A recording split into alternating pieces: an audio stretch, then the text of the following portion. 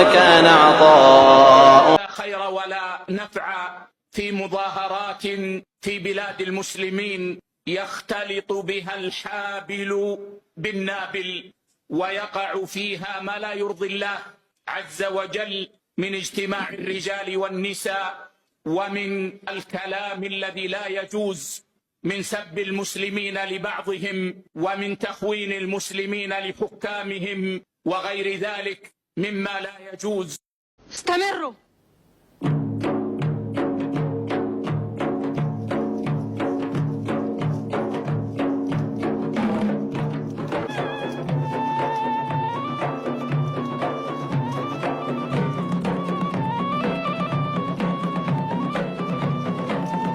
الوهاب الكريم: ولو أن أهل القرى آمنوا واتقوا لفتحنا عليهم